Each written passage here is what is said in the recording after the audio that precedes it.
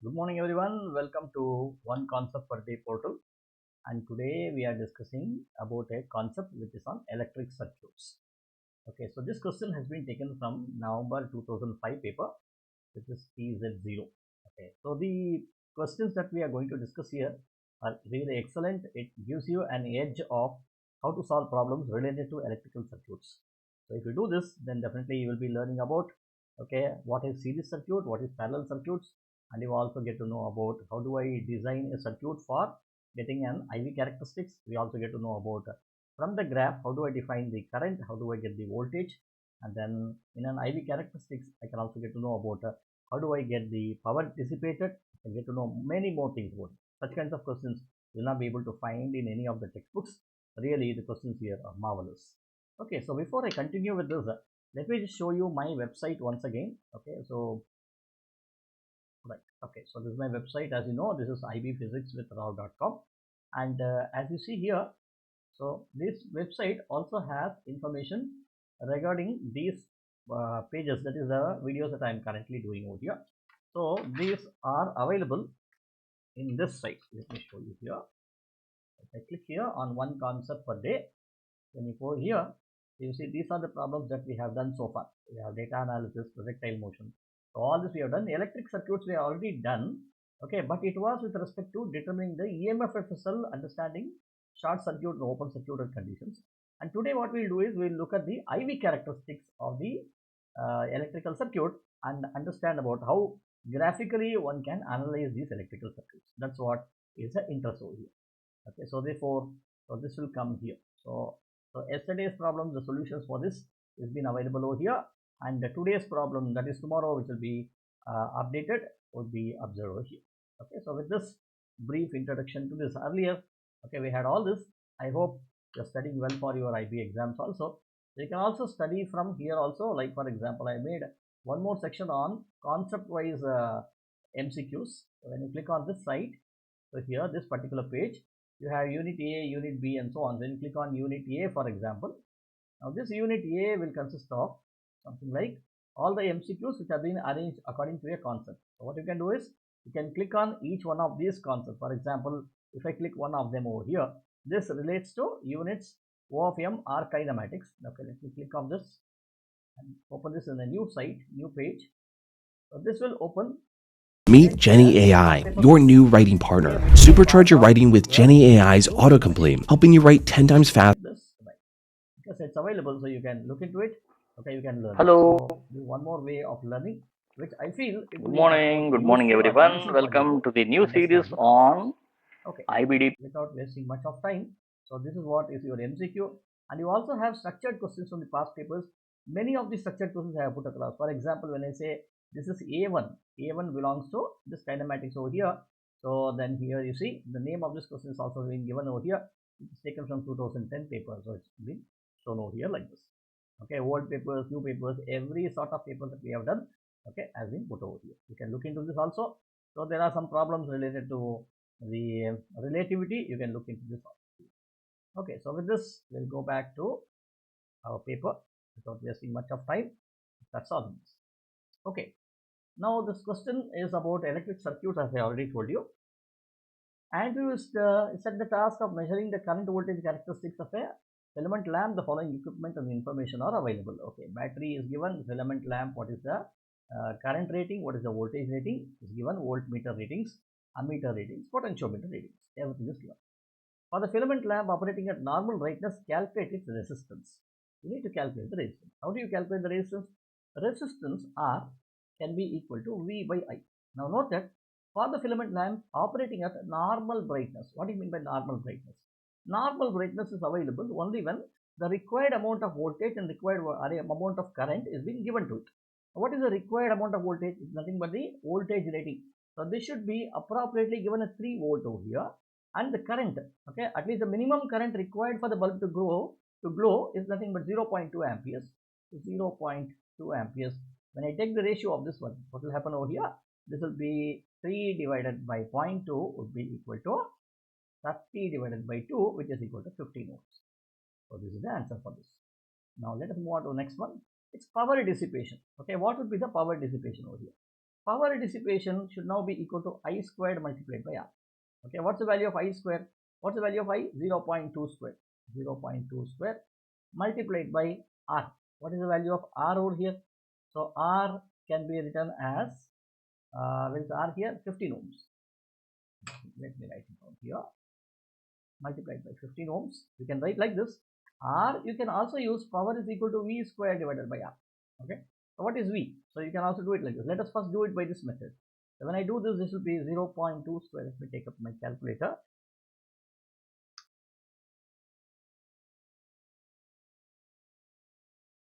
0.2 into 0.2 into 15. I get this as 0.6 watt. 0.6 watt. I should be getting the same answer here also. So V, what is the value of V? 3. This should be 9 divided by what is the value of R? 15. 15. So when I do this, this will now be equal to 3. 3s are 9, 3 5s are 15, which should be equal to 3 by 5, which is once again equal to 0.6 watt. Okay. Thus you do it by either way, you should be getting the same answer. Right. Let us move on to the next one. Andrew sets up the following incorrect circuit. He says it's incorrect circuit. Okay. Explain why the lamp will not light. Why do you think it's incorrect? Now you see, the voltmeter should always be connected across the lamp, but he is connected in series over here. Okay. Now let me write down the circuit parameters to understand this clearly. What are the circuit parameters over here? So EMF of the battery is 3 volt. EMF of the battery is 3 volt. This is 3 volt. And the voltmeter has a resistance. How much is the resistance of this? Voltmeter has a resistance of 30 kilo ohms and can read between 0 to 3 volts. So it has a resistance of 30 kilo ohms. Okay. So this will be 30 kilo ohms. And then the lamp resistance, we have taken 15 ohms over here. And ammeter resistance. Does ammeter has a resistance or is it ideal? Ammeter is not ideal, it is 0.1 ohms. 0.1 ohms. 0.1. Now, what is that we know about the bulb over here? Why will the lamp not light? So let us say for example in our homes, if the power which is being given to the lamp is not adequately enough, then definitely it will not glow. Okay. So what do you mean by power? We always say there's a lot of voltage fluctuations. When you get a low voltage, then you say the lamp will not glow. Now let us understand whether we get a low voltage or a high voltage. Now what is low? What is high? That's the question we need to ask. Now towards it, what is the voltage that the bulb should get in order to glow? So this is given by the voltage rating. What is the voltage rating here?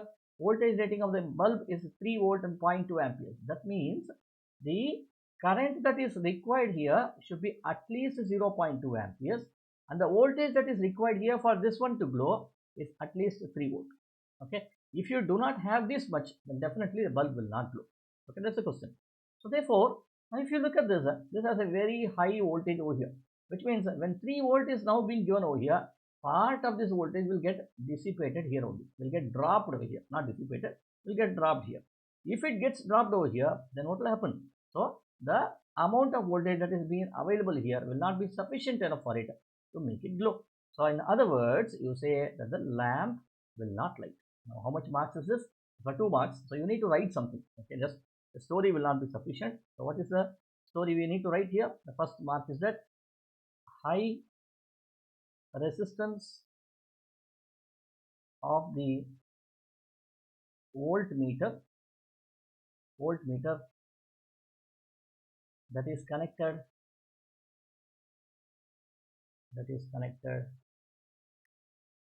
series in the circuit will attract a larger voltage drop. You are not going to calculate anything, but by looking at it itself you get to know. And secondly, what else can you say?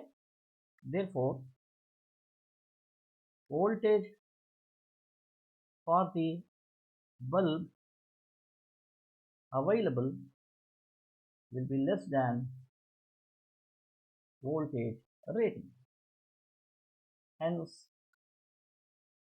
bulb will not glow. Is this clear? Okay, so this is what we have got. Okay, state the approximate reading on the voltmeter. Explain your answer. What is the voltmeter reading that you will get over here that you need to mention over here? Okay, so now let us look at this. So what did I say? Now what is your potentiometer? This is a potentiometer here, right? This is slider over here, potentiometer. Let me look at this also. What is the resistance here? The potentiometer has 100 ohms. This is now marked as 100 ohms. 100 ohms. Now you see this is 100, this is 15. Okay, I want to find what is the voltage across this. Okay, for finding out the voltage, what we need to do is we need to find out the effective resistance of the circuit. Find what is the electric current through this. Then multiply this I multiplied by this R. I will get the voltmeter reading. Okay, so towards it. Now you see, if the slider was here, I would have said 100 ohms over here. If the slider is at the middle, I would have said 50 ohms. But look at the picture, this is at around 75 ohms over here, midway between these two. So if this is 75 and this is 15.1, okay, 15.1 is nearly 15. Okay, so the effective resistance of these two devices would now be 75 into 15 divided by 75 plus 50, right? R1 R2 divided by R1 plus R2. When I take two resistances in parallel. Okay, I have not taken 15.1 because approximately I need, because it says approximate reading, right? So I just approximately need, I'll take like this over here, which should be 75 into 15 divided by 75 plus 15 will be 90. 15 ones are 15, 6 are 90. I need my calculator. Without this, it will not be possible. Let me do this. So I'll have 75 divided by 6 will be 12.5. Okay. So the effective resistance will be 12.5 ohms. Okay. So this is 12.5 ohms. So if this is 12.5, 30k, this is 30,000. For 30,000, if you add this 12.5, nearly the answer will be 30,000 ohms, right? It is like you have an ocean of seawater and you add 1 cup of salt to it. What will happen? The saltish water, the water will not turn more saltish. It will be the same. Similarly, compared to this is very small. So I will just take 30 kilo ohm as the entire resistance over here. Okay, so thus the current that passes through the full circuit now will be 3 volt divided by 30 kilo ohm, which would be equal to 3 ones are 3 tens are, which will be 1 by 10k, 1 by 10 into 10 cube, which will be equal to 10 to the power of minus 4 ampere, right? 10 power minus 4 ampere, right? Okay, so this is 10 power minus 4 ampere. If this is 10 power minus 4 ampere, then the voltage across this, drop across this will be, what will be the value here? This I can write this as V should be equal to I into R, which will be 10 power minus 4 multiplied by 30 multiplied by 10 power 3. When I do this, how much will this be? This is nearly 3 volt only. So most of the voltage will get dropped over here. Nothing will come here. Okay, that's the answer. So therefore, I can now say maybe this is nearly equal to 3 volt. Approximate reading. So this is for 2 marks. The first one is, you can say, the total resistance of the circuit is 30k plus 15k, 12.5 ohms. Okay, it is nearly equal to 30 kilo ohm. Therefore, current I should be equal to 3 volt divided by 30 kilo ohm, which is equal to 10 to the power of minus 4 ampere. Third one, voltage across 30 kilo ohm is nearly equal to 10 power minus 4 multiplied by 30 kilo ohm, which should now be equal to nearly 3 volt. That's what you can say. Okay, could be around 2.96 or something, but anyway, we are not calculated because we need to multiply this and we have to add this one and get it across. This is what I have put it across. Okay, next, but we have reasoned it. Then on the circuit diagram, add the circuit symbols to show the correct position of the ammeter and of the voltmeter in order to measure the IV characteristics. You need to determine the IV characteristics. How do you do it? This is a question. So IV characteristics of what? IV characteristics of the lamp. So what should I do? I need to find out the current and the voltage, okay, of the lamp. What is the current passing through the lamp and what is the voltage across the lamp? That's what I need. So therefore, what I will do is, when I say voltage across the lamp, I will put my voltmeter here. And what is the current passing through it? I will put the current meter here. Where do I put the current here? I will put the current over here. I'll put the current meter over here. Okay. So why am I not putting it over here? If you ask this question, we know the voltmeter that I have taken here is not ideal. So it has 30 kilo ohm as a resistance, but still it is very large. you can, so it's better that we put it over here because some amount of current will pass over here. So if you want to get accurate readings, then I can consider whatever current comes over here, all the current which passes through the ammeter only I will take. Okay, thus I get the value of I get the value of V, and thus I'll be able to find out what is my IV characteristics. Okay. This is what we need. Circuit diagram adds circuit symbols to show the correct position of the ammeter and voltmeter to 2 marks. We have done this also. Then on the axis below, draw a sketch graph to show the IV characteristics for this filament lamp. Okay, you need to draw the IV characteristics. IV characteristics for a filament lamp will always be a non-linear one. Okay, first thing. The first thing that we need to do is that when the current is 0, voltage is 0. Okay, the bulb does not glow, voltage is 0. So therefore this point is defined, well defined. Okay. Then it also says when the voltage is equal to 3 volt, when the voltage is equal to 3 volt, current was seen to be 0. How much is it? Let me go back and see what is the current rating. The current rating was given as 3 volt and 0.2 amperes. It says when the voltage across the bulb is 3 volt, the current was seen to be 0.2 amperes. That's also been given. Let me take up that value also. So when it is 3 volt, the current through the bulb should have been 0.2 amperes. This part is also done. Okay. Now, what kind of graph will I get? I cannot join these two lines, these 2 points.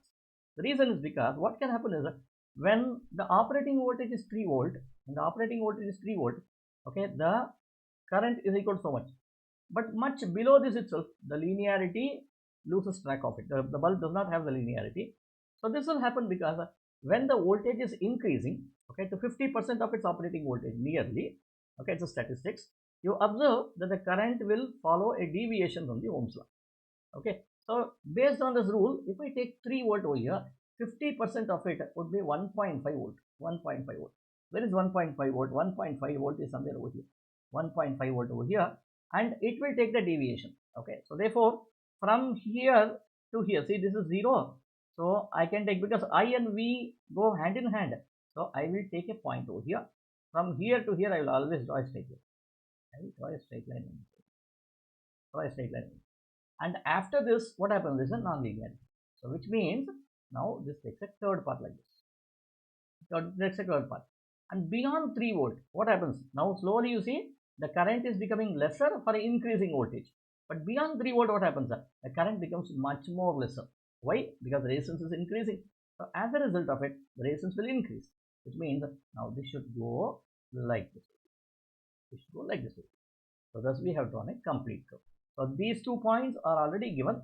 This is an approximation that we make, assuming that at 50% of its voltage nearly, you observe that the current starts deviating or delineating from the Ohm's law. That's what we have assumed over here.